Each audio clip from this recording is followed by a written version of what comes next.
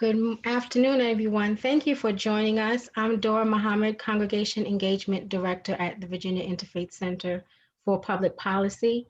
Very excited that you have joined us for this hour roundtable on racial equity, talking about exploring ecclesiastic reparations. So with us today, I'm so very excited. I want to introduce our guest, then I'll do a brief intro. Then we'll open up after the guest for Q&A, and then I will wrap up with a few initiatives that we at the Virginia Interfaith Center will be amplifying this year around reparations. So I'm going to spotlight them as I sort of just do a brief intro. So with us today, we have Reverend Jean Pookie. She's the senior minister at the First Unitarian Universalist Church of Richmond. And she is joined by Anita Lee. She is one of the founders and co-directors of Living the Pledge, which you'll hear more about. It's the Richmond Pledge to End Racism. Very, very excited. And then we are also joined by the race education team at the Central Church of the Brethren in Roanoke. We have Jenny Waring. She's our VSCPP's congregational liaison. So I work with her on a lot of things, but she is one of the members. And two other members with us today is Chuck Height. And I just lost someone, Eric. There you go. And Eric. So these are our guests today. Very, very thankful. And so the Central Church of the Brethren will be talking about how they fostered sort of their brainstorming and their idea development around their community fund and a couple of the projects that they're working on to support reparations in their community. So very, very powerful. So before we begin, I'm going to move everyone.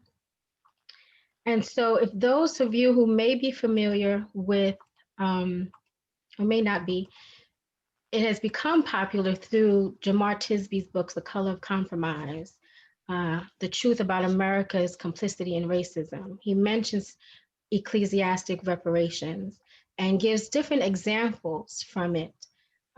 But the idea actually originated with a Reverend Duke Kwan, who's a pastor at Grace Meridian Hill that's actually in DC.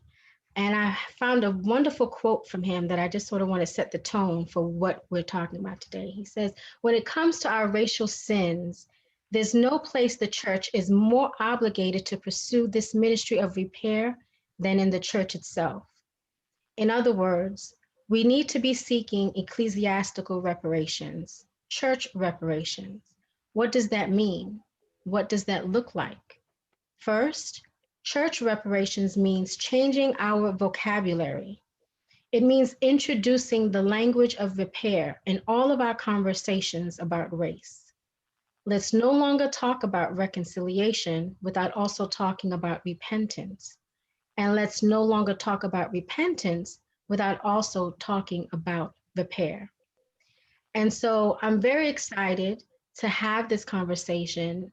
Our role that we see here at Virginia Interfaith Center is to foster a space for congregations to do this internal work of how they seek to acknowledge racism within their faith tradition and faith institution and work to dismantle and redress it. And so to begin with, we'll have Reverend Pookie, who's going to share sort of the clergy perspective, her insights and tips. So Reverend Pookie, you have it. Thank you, Ms. Dora. How good to be with all of you today. I always like and feel encouraged when people come together to talk about what we can look toward in terms of our own good work and salvation, because that's what this is about. We are a broken people, separated people, and that is the doing of white folks in America. And how wonderful, how blessed, how wonderful will it be when we are healed? Well, I want to start there. I feel like there are so many churches that would argue that this is not their engagement. And yet, here you are, interested, curious, brave, and you know that the original sin of the United States, racism, the 401 years that it's gone on, has indeed shaped every church, whether we will name it or not, every synagogue, whether we will name it or not, every temple, whether we will name it or not. Therefore, we're all in this together, whatever our faith tradition. And so it's so great that the ICPP brings us together. But I want to share as a pastor where I feel some of our obligation lies in doing this work. To do our healing, our racial reconciliation, and I'm a believer that we will become reconciled. I'm a believer that we will bring together something that was once together and somehow became separate. So one of the things that we've done in our congregation, which is actually easier in Virginia and particularly easy in Richmond, is to not allow ourselves to deny that harm, sin, whatever your theological language might be, has been done, to create a norm. So we needed to have people who've started doing the work of anti-racism, studying racism, reading about racism, to come together in a community within the church, a community committed to anti-racism. It's true for, I believe, every pastor here, every congregation, every temple, every synagogue has a distribution of people, a continuum of people ready and unready to do the work of racism.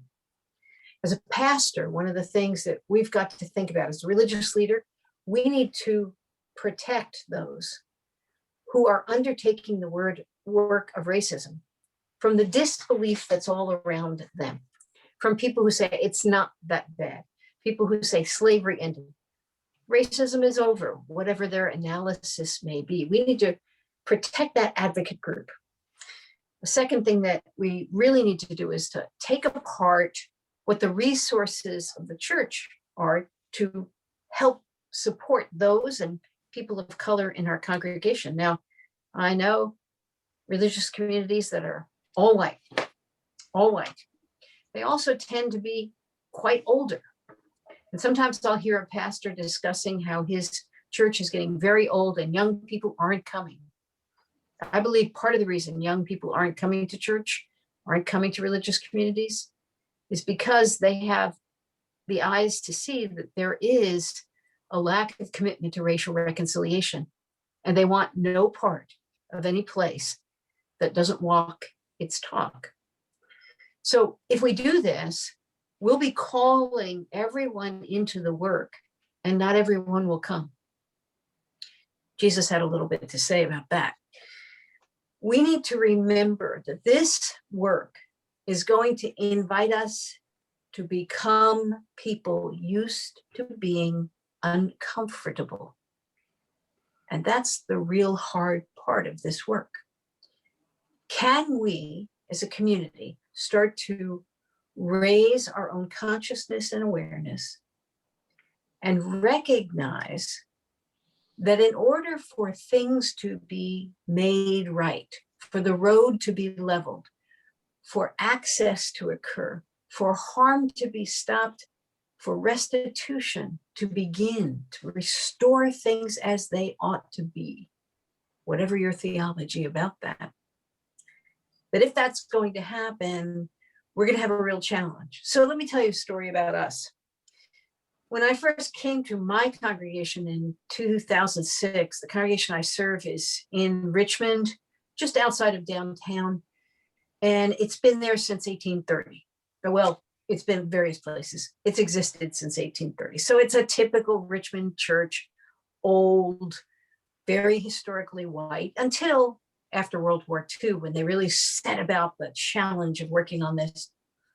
But when I came there were people who all said, oh, racism is bad, but the church was not in relationship to any people of color, really, and it had no sense of where it was going. We started to put together that group I spoke of, who wanted to do more than say, yes, intellectually, I'm committed to racism, or yeah, I did racism work in college, or whatever. And that community and its commitments to one another began to emerge. All around us, there was injustice, and we saw what happened with people like Eric Gardner and Trayvon Martin. And it moved us in ways that Anita will now tell you about. But the important thing was we used the very foundational religious teaching to come into community and have a group of people who could make that commitment to begin doing the work. And that group started to grow and grow and grow. So I want to invite one of our great lay leaders, Anita Lee, to come in and tell this story. Hello, everybody. This is very exciting. When I first came to First UU in Richmond in 2008, I was confronted by a man after the service. I thought he was being friendly. He came up to me and he says, "So, what made you come to our church? You know, we're not a happy, clappy congregation. And there are plenty of Black churches in the neighborhood. What made you come to First UU?" Now, he never gave me a minute to answer him or to tell him who I was or why I was there. Then he noticed somebody else that he knew and wandered off. This was my first time, and I was by myself. My husband wasn't with me this weekend. That was my first introduction to First Unitarian Universalist, and I was already a UU, so that's not what I was expecting. And after a series of a couple of years experiencing all kinds of microaggressions, most unintended, that first one I think was very intentional, I was beginning to doubt whether I was in the right place. And we had a very small group of anti-racist workers in the church. And one of them, the co-founder of Living the Pledge to End Racism, Annette Marquis, was on a Living Legacy civil rights pilgrimage in Birmingham, Alabama. And she happened to notice the Birmingham Pledge written on the side of the police station. And she quickly copied it down and was really excited to bring it back to Richmond. And we embraced the Birmingham Pledge and made it with Jim Roch's permission, who was the writer of the Birmingham Pledge. We made it the Richmond Pledge with a few changes. We took it to Reverend Jean, and she said, "Let's have a service. And let's have a service with the voices of people of color in the congregation, tell of some of their experiences of racism throughout their lives." And we did that. And after the service, we invited the congregation to come up front and sign this large banner that we had made with the Richmond Pledge written on it. And at that time, we didn't know whether 3 people would come forward or 100 people. And we were so pleasantly shocked and surprised that nearly the entire congregation came forward that day to sign the pledge and to take a copy of it and make it their own. Even the teenagers were most excited, I think. But that was the start. And then after a couple of weeks, Annette and I thought, well, now we've signed this pledge. What are we doing about it? What are we doing to end racism? And we put our heads together and came up with the idea to have workshops to teach people to live into the Richmond Pledge. We sat down to write an outline, and the outline just went on and on and on. There's so many topics we needed to cover, but we said, no, we have to limit this to a 12-hour workshop. So we chose the things that we thought were most important to get people started on working on eliminating racism in their lives. And I can tell you about the modules later on, if you like. But one of the most important things about taking the pledge workshops, we usually do them right now in 6 weeks, 2 hours a night, a module. But they culminate in people making commitments, their own personal commitments to end racism. And I think that's where our approach differs from everybody else's, because you come away promising to do certain things, but your beginning promises are just the beginning, and those promises grow and grow and grow. And I'm somebody who's worked with institutional change in the past. I knew that First UU had to change if I was going to remain a member there, but institutional change typically takes from 10 to 12 years. And I wasn't willing to wait that long, but I have to tell you, after 4 years of running the pledge workshops at First UU, I saw a dramatic change in our congregation. We have a resolution that we are an anti-racist congregation. And when new members come in the door, they are told that. And they're expected to take the pledge workshops at some point. All of our church leaders are expected to take the pledge workshops. It's affected how we handle procurement of goods and services. And these are just a few of the ways. I used to be confronted with microaggressions on a daily basis. I used to always be mistaken for the church secretary who looks nothing like me. And I had come to the conclusion that most white people in the congregation who weren't already my friends, when they encounter a Black person, they don't actually look at us. They just see Black person, no features or anything.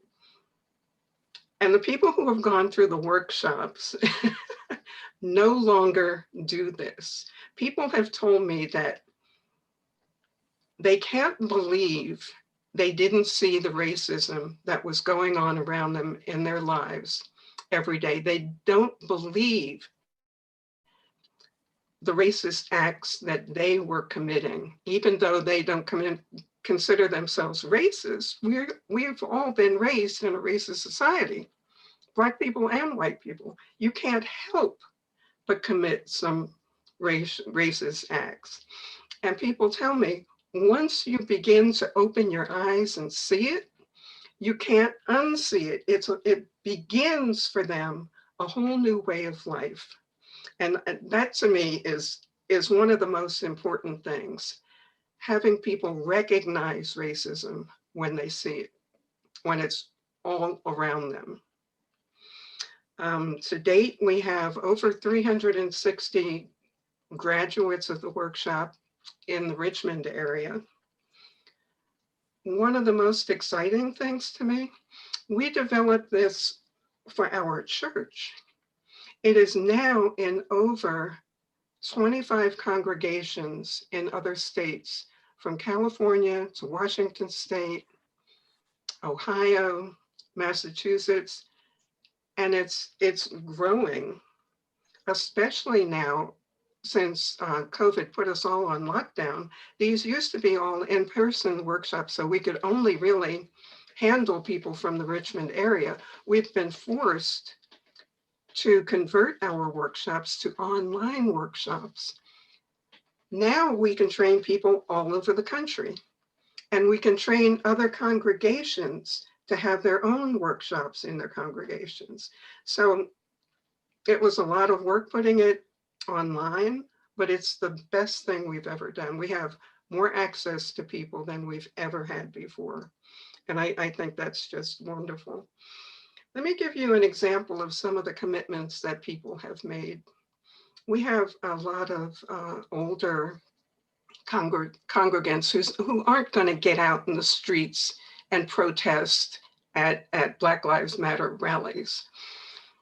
But what one of the women have done, which I think is just marvelous, she's a quilter, and she's made quilt panels of civil rights people. Martin Luther King is one, Trayvon Martin is one. And she continues to make these panels, which now hang in the lobby of our church. And which says to me that no matter your age or ability, you can do something to help end racism. One of the most exciting things early on, a member was, she worked for the Science Museum, who was bringing in a national exhibit on racism, and it was a static exhibit. And when she finished the workshop, she went to her boss and said, you know, having an exhibit isn't good enough. We need to have community conversations. And he agreed. And they had, I think they had a series of 6 very well-attended community conversations on race, simply because she attended the workshops and thought it was important. One of the things, Richmond is a very diverse community, but our suburbs are not necessarily. And a lot of the members have agreed to take conversations on race to their very white communities and have house meetings talking to their neighbors about race. And that takes a lot of guts. And before they started the workshops, they were very hesitant to talk about race with anyone. And now they feel fairly confident to do that. A number of our graduates go on to become facilitators and leaders in the workshops, which is good for us because we're holding more and more of them nowadays and can use all the partners we can get. Locally, we're partnering in town with a group called Coming to the Table. Our sister UU Church partners with us in holding the workshops. And the One Voice Choir, which is an integrated choir here in town, has created their own banner with the pledge on it. And all of them have signed the Richmond Pledge. And they're interesting because sometime before their concerts, when they were having concerts in person and will again, they hold community conversations. And they invited us to come in and do a conversation on living the pledge. And that was really exciting to me. Dora, is there anything that I haven't covered that you wanted to ask about? No, you did. I was writing notes, and as you were talking, I started checking them off. I was like, okay, no, she hit that, she hit that, she hit that. No, wonderful. I think just to sum up, the weight of the work that the First UU has done around the Richmond Pledge to End Racism, I hope you all understood it to see it as the foundational work, shifting the culture of your congregation and really, really demanding and requiring institutional change broadly beyond the few members who are passionate about racial justice, but making this truly the culture for your congregation is the first stepping stone. So beautiful, beautiful example.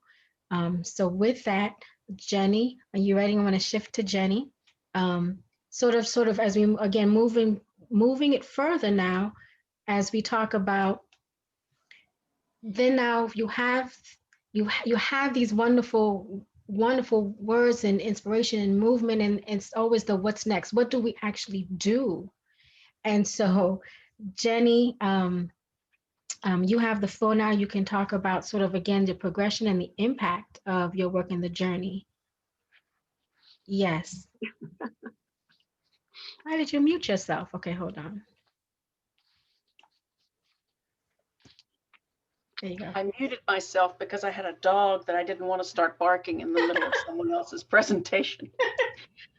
Back in 2019, my partner, Eric Anspaugh, and I started the race education team for Central Church of the Brethren because we were both passionate about ending racism.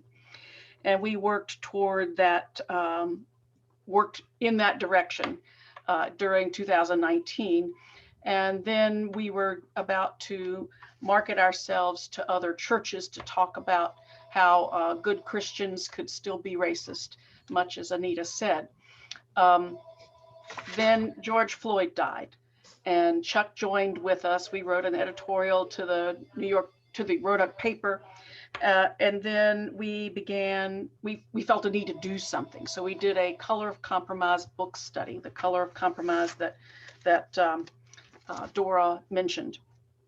And in the book study at the very end, in chapter 11, it talks about ecclesiastical reparations. I'd never really heard that term before, didn't know what it meant, but it made sense when we had just discussed all the church's opportunities throughout the history to not engage in slavery and Jim Crow and racist policies. The church failed at every turn.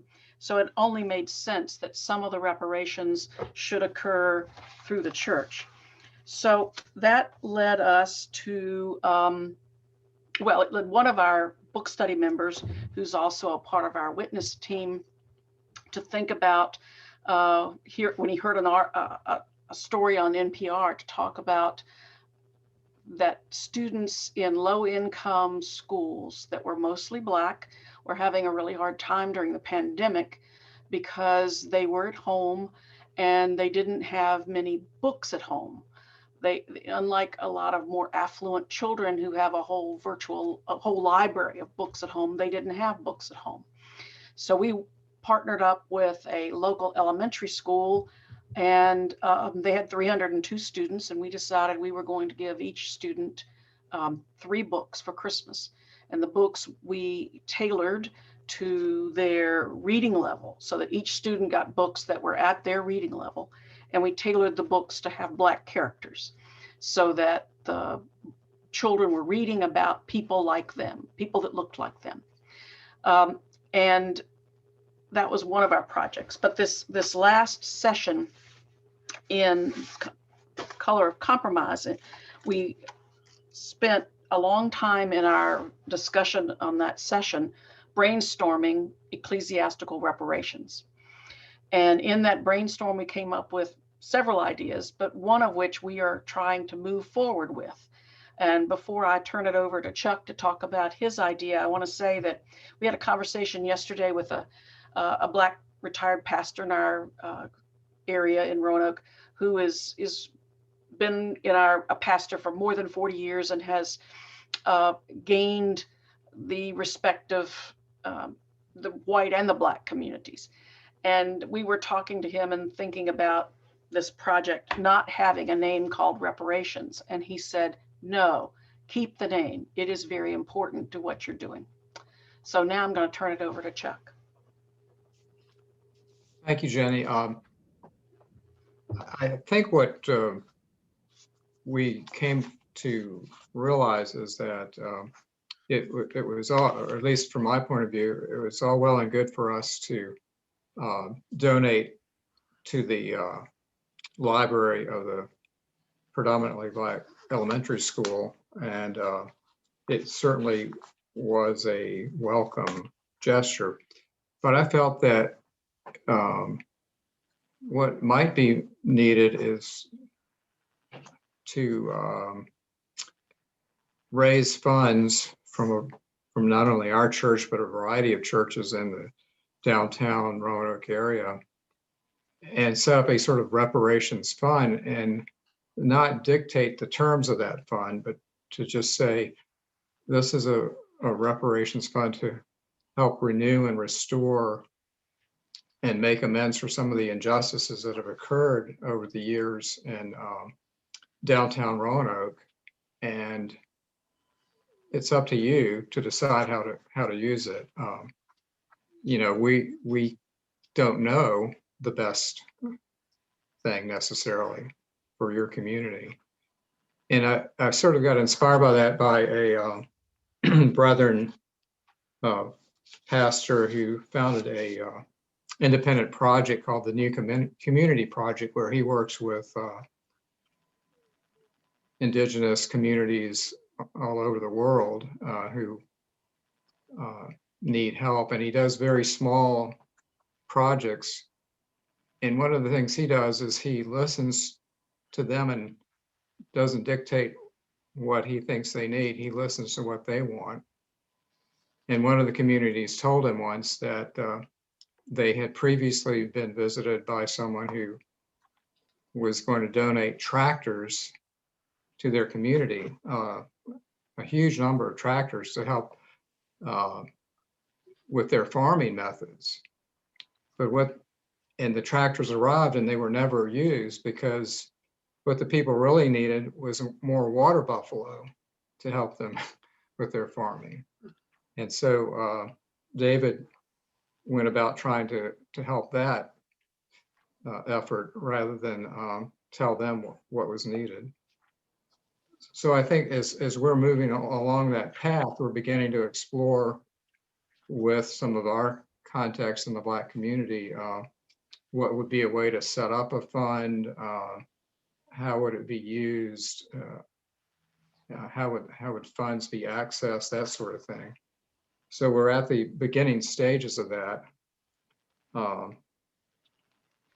One of the things I just wanted to add about what congregations can do is to say that I think it's important for congregations to look at their own history, not just the history in general of what happened in the community, but your particular congregation's role. And we're just beginning to do that. We have a retired pastor who's researching some of the not too distant past history of our church back into the 1920s, 30s, 40s, 50s, and finding out and uncovering what specific role we may have had in racial injustice. So I think that's an important thing for people to keep in mind. That's all I wanted to say now, but I'll kind of pass it off to Eric and let him share some of his thoughts.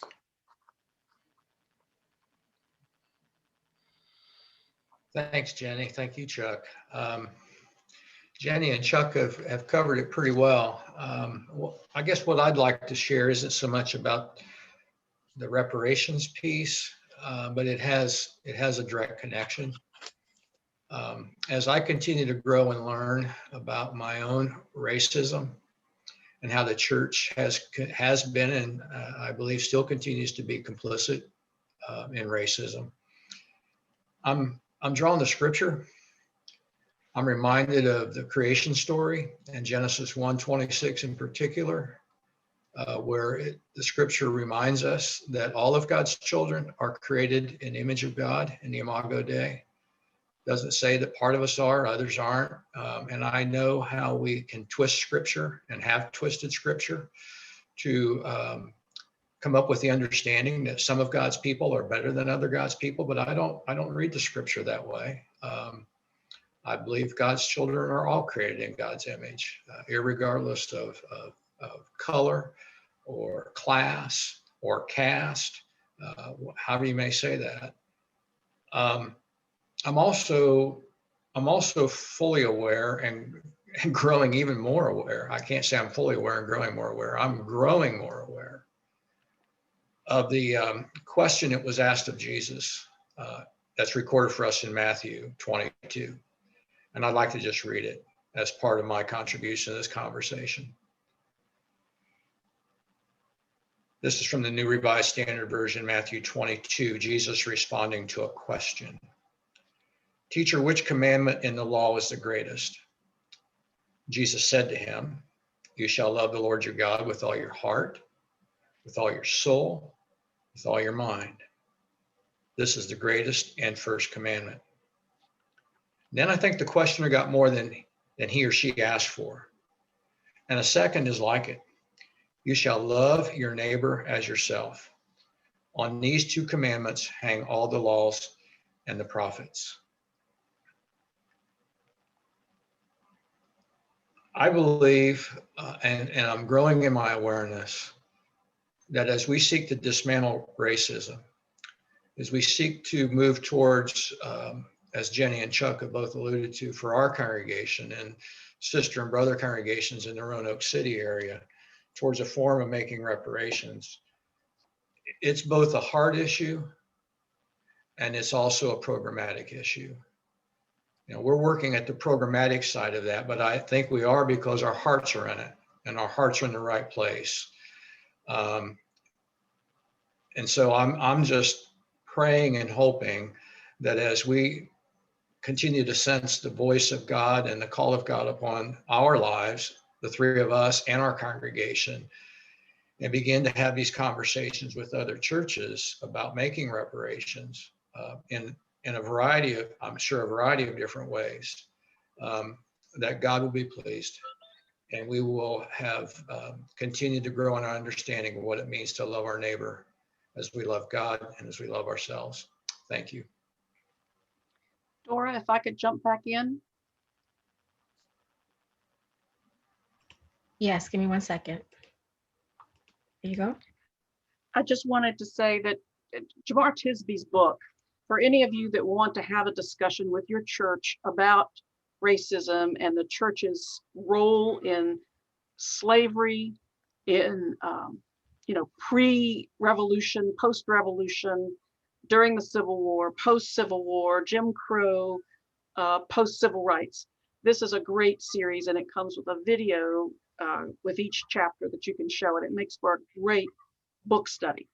And in the book, he also references Daniel chapter 9, verse 8, as talking about, in essence, for the sins of our ancestors, we bear that burden for the sin of our ancestors. And so that is sort of one of the basis for the ecclesiastical reparations.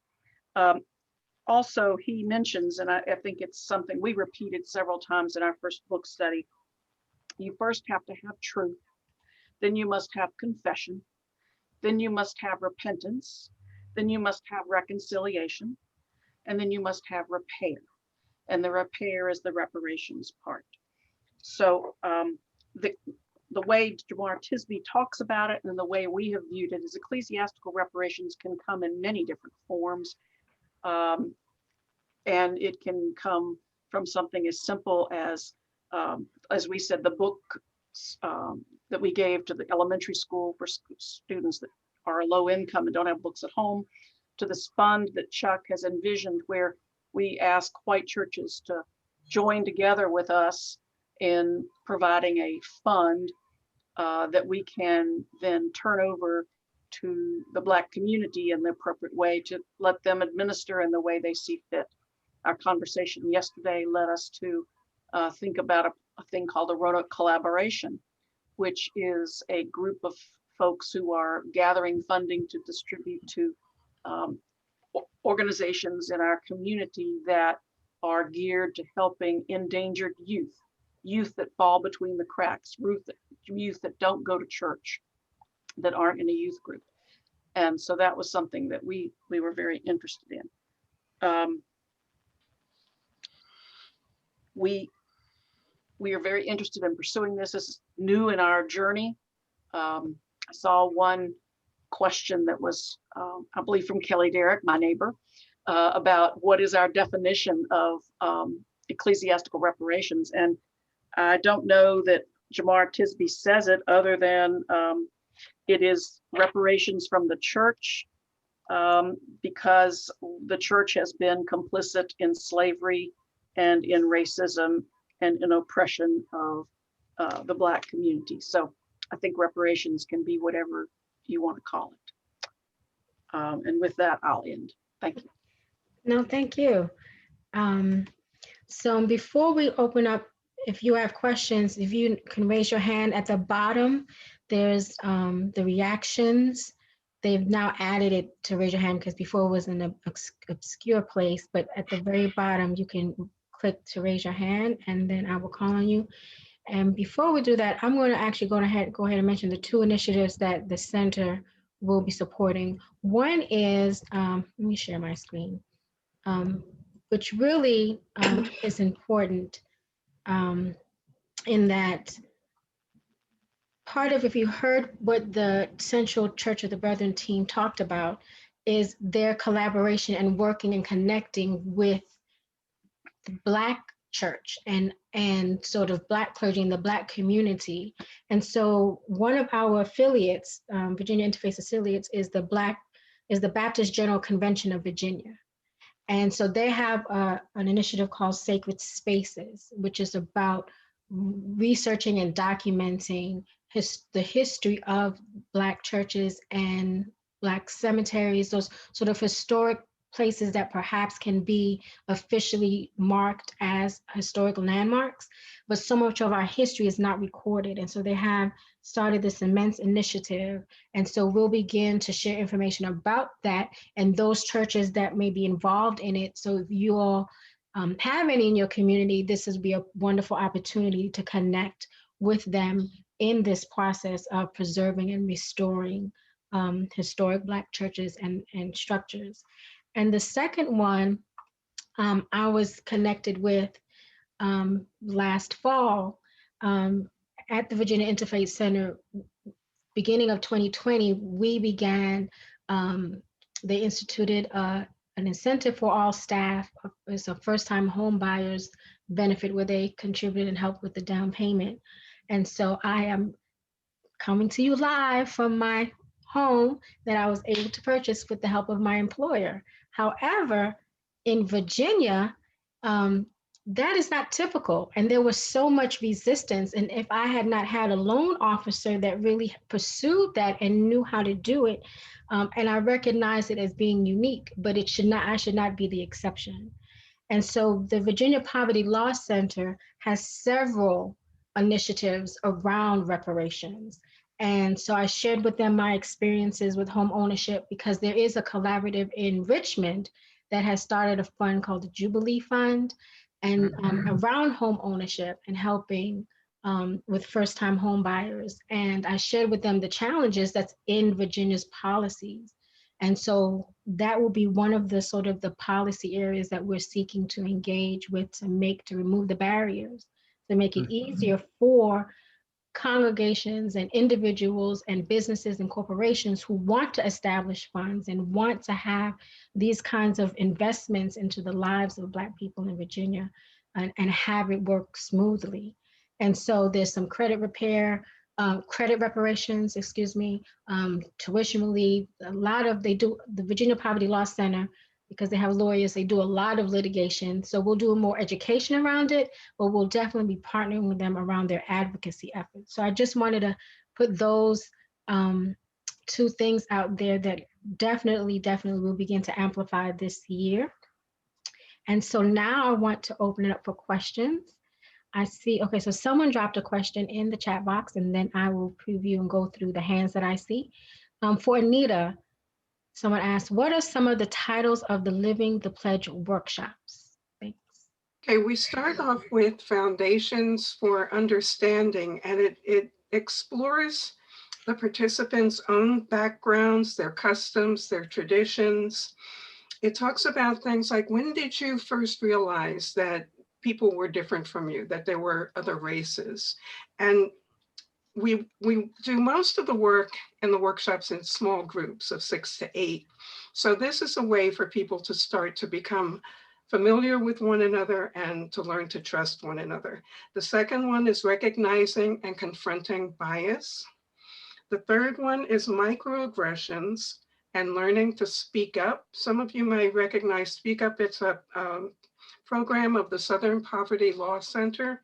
And I particularly like this module because it can be used as a standalone module where we teach people to recognize microaggressions and how to speak up against them. And it can be used against all microaggressions, whether you're talking about homophobia, bullying, all kinds of things. We just happen to use it for racism.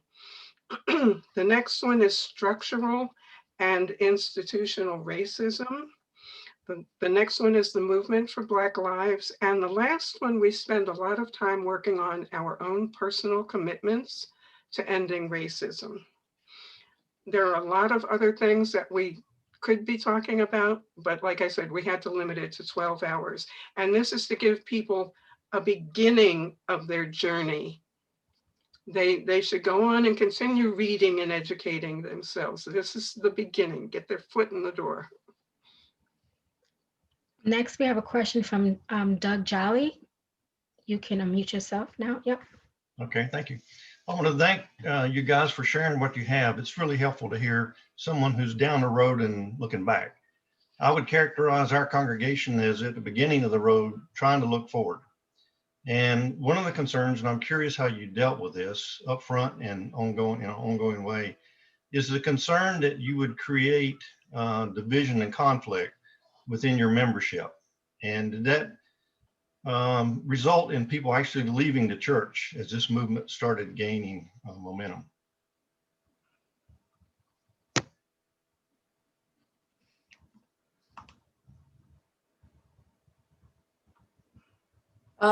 Thanks, Doug. Welcome to the work.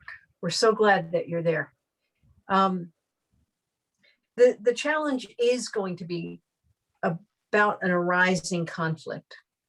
I don't want to sugarcoat what might arise. You know, there are some people who will be wholly uncomfortable with the work.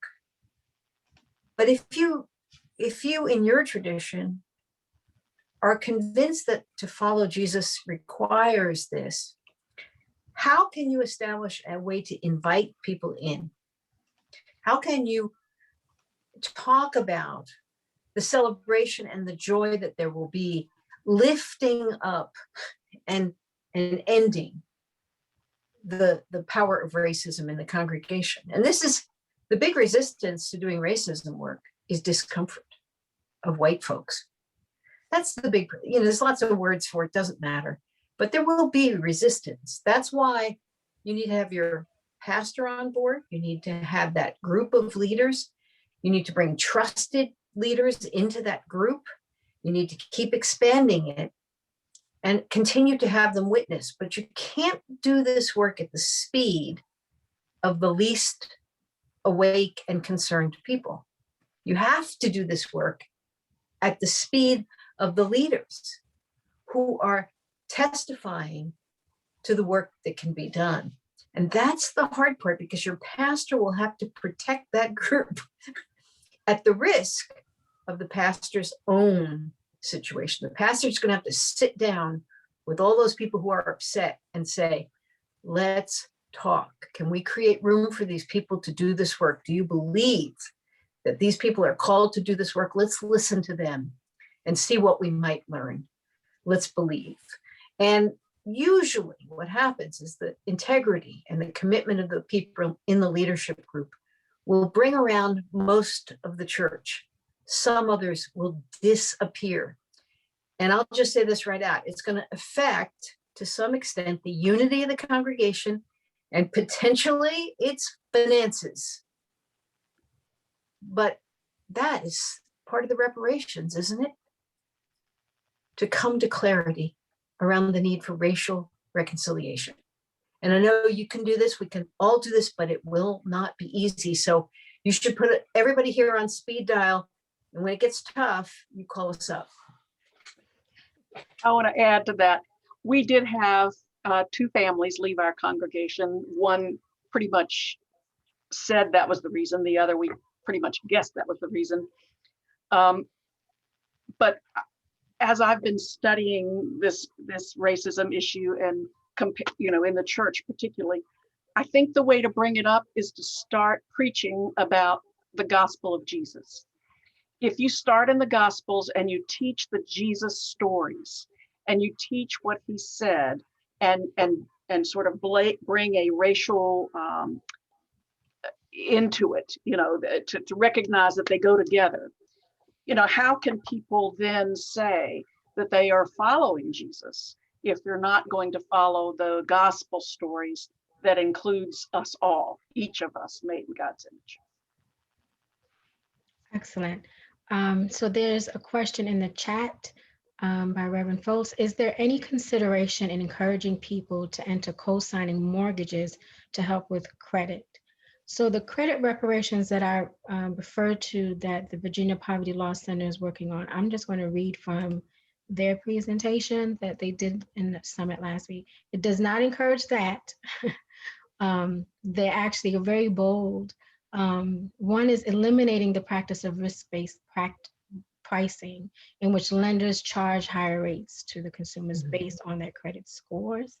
Establishing a national lending reparations program for low and moderate income Black communities, which offers low or no interest loans for small businesses and home purchases, and is not based on lending by credit scores.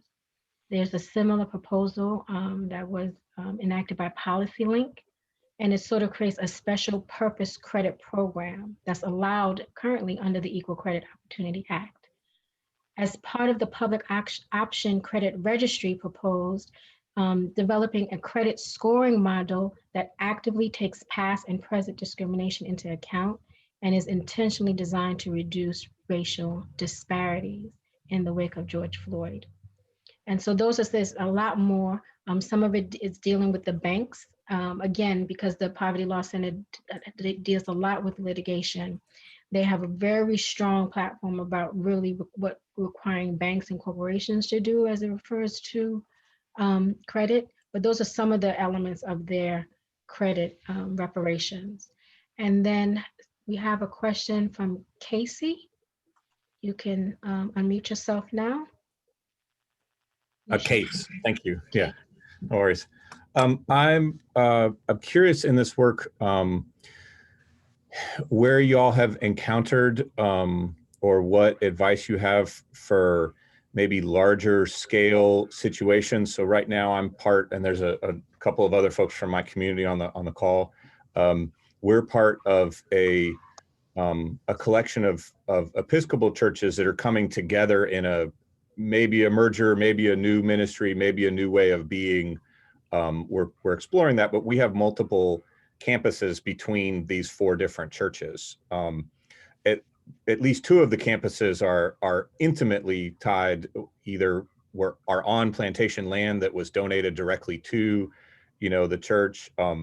And we've been in Virginia, so all of our parish, all of our wealth is tied to slavery, right? Like, Right. And so I'm curious at these moments of bigger transition, right? Like where there's a possibility in our future of selling a property or vacating a property and renting it long term to someone or to another congregation or something like that. If you know of anybody or how you've encountered these kinds of larger attempts at, look, if we sell this property that was plantation land that was then given to our church, where that reparations moment or movement might come in at that moment of sale and saying, okay, now that we've got X $100,000, X $1 million, this is not ours, right? Like it should never have been ours, and reparations enters into this conversation. How you've encountered those larger scale things.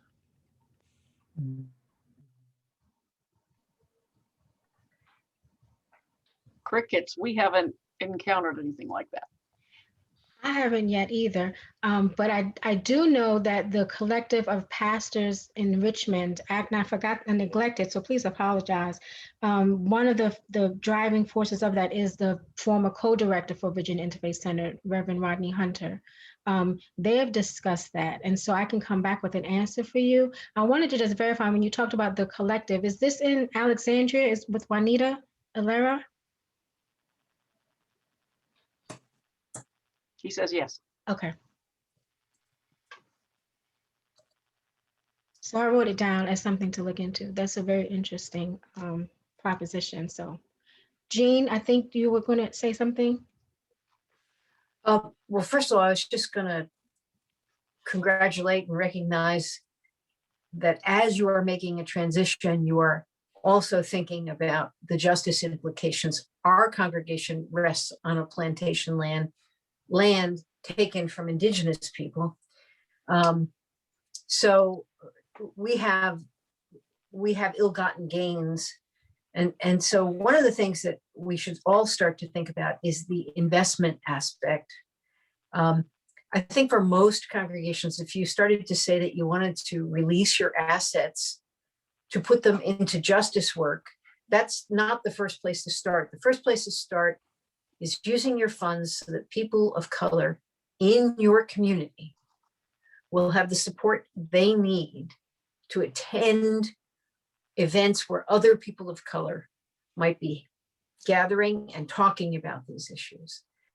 It's also then important to start thinking about how you can use your assets, investing it in local things, including community banks and things of that nature, which are committed to the work that restores justice levels. In Richmond, we have a thing called Circles RVA.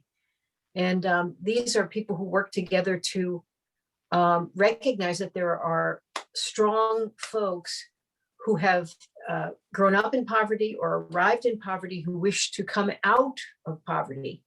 And so they gather with other folks who work very hard to get them the kind of credit, resources, and other things that are possible, but supporting them. So there's some places to put our money, including our collection plates, where we might invite our congregation to start turning over the entire collection to local endeavors and building relationships with folks who are doing those things. And I think the last thing that I will say is that some of the conversations are around the existence of profound endowments. In our movement in Unitarian Universalism in New England, there are these huge endowments in tiny little churches with 105 people in them, right? And what they're starting to talk about is the fact that a lot of that money originally came from the triangle trade, from the cotton that came up and got milled in New England. So they're starting to talk about how to divest that into places which bend the arc of justice to the earth. So there's a lot of creative ways. It's not just about the land, it's about the assets. It's about our own growing into, liberating, and using our funds for the purpose of building justice. It takes time for people to arrive there. So you have to push, push, push, push. Otherwise, we never arrive. Beautiful. I'll add one more thing to that comment, if I can, to Case. I was on a reparations church seminar yesterday for a time, and Memorial Episcopal in Maryland has $500,000 that they have pledged over 5 years as reparations for slavery. So you might reach out to Memorial Episcopal and ask how they're looking at their funds. And Princeton has committed $28 million for reparations. And I don't know if there was a fellow there, Connor, I can't remember his first name, who was on the program for that. And he might have some information about how you deal with large amounts. I want to thank everyone. I put my email address in the chat box. If you have any questions that we weren't able to get to, please feel free. Again, this is the first of our racial equity roundtables. I plan on doing these quarterly as different issues drive the momentum around our work. And so I'm really looking forward to it. I want to thank all of our guest speakers today for sharing. Thank you all for attending. I'm going to share my screen with one last thing, which is sort of what's next up for me. I've gotten some private messages in the chat about that, like what's next. I'm actually starting a new virtual reflection series called Faith, Race, and Truth. So on that note, I will share my screen and wish you all a wonderful afternoon.